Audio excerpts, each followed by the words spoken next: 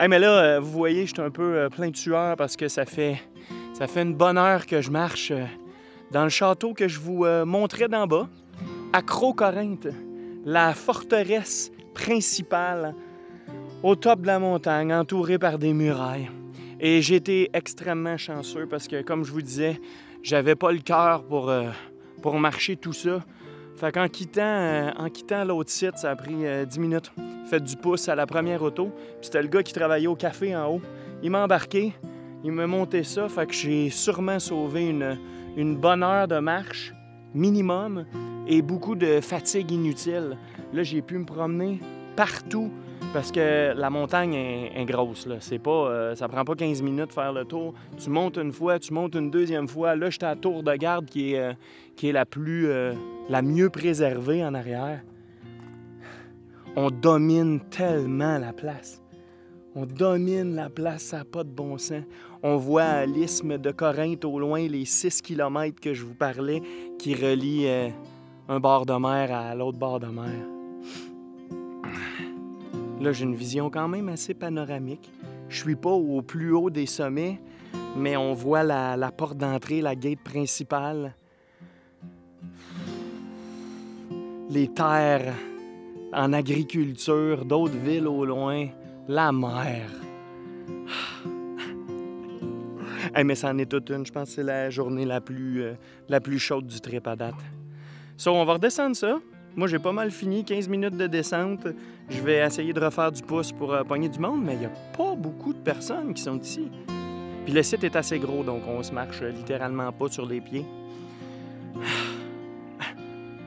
J'ai pu en profiter, je me suis assis un peu, contempler l'horizon, les bateaux. Ah wow! Ah wow! Checkez-moi ça! C'est bon, je continue. Salut, guys! Les ruines de l'Acro-Corinthe, l'acropole de Corinthe. Elle figure parmi les plus belles forteresses de toute la Grèce et parmi les plus impressionnantes du monde par son étendue, par la grandeur désolée du site qu'elle couronne et par l'immensité du panorama qu'elle domine. Croyez-moi, my God, c'est spectaculaire quand on entre ici. Juste de voir la perspective des 3 lignes de défense, avec les 3 portes monumentales. C'est là qu'on se dit à quel point le site était bien protégé. Et on se dit aussi qu'il fallait vraiment le vouloir pour envahir la place. L'Acro-Corinthe, c'est la citadelle qui protégeait l'antique Corinthe, qui est aujourd'hui la ville moderne. Et l'antique Corinthe, elle était vraiment importante dans le temps, parce que l'isthme qui porte le même nom est un bout de terre extrêmement stratégique. Pourquoi? Parce qu'en son point le plus étroit, 6 km, il permettait de raccourcir énormément certains voyages maritimes en le franchissant à pied et en poussant son bateau. L'avantage de ce passage, il évitait de faire le tour du Péloponnèse par le sud, évitant ainsi un détour d'à peu près 400 km. Vous comprenez maintenant un peu plus son importance. Sinon, il faut savoir que le site de la forteresse fut occupé du 6e siècle avant Jésus-Christ jusqu'au 19e siècle. Et ce qui est cool, c'est qu'on retrouve ici de nombreux vestiges des différents occupants de la place au cours des siècles.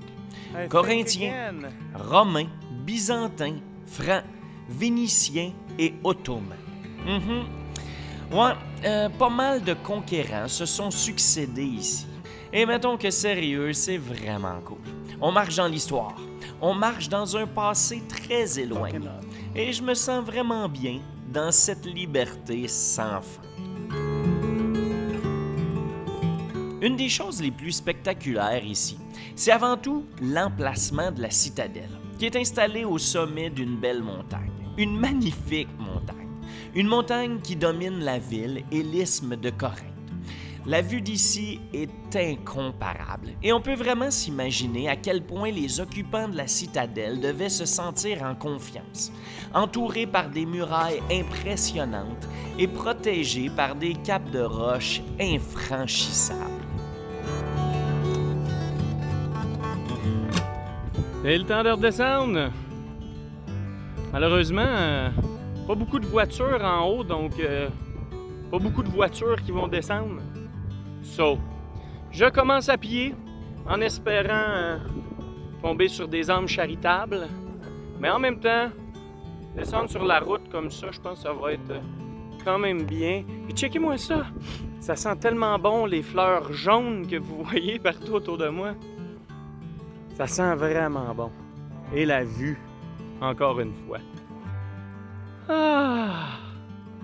Le soleil y tape, mais avec un petit vent, c'est pas si pire.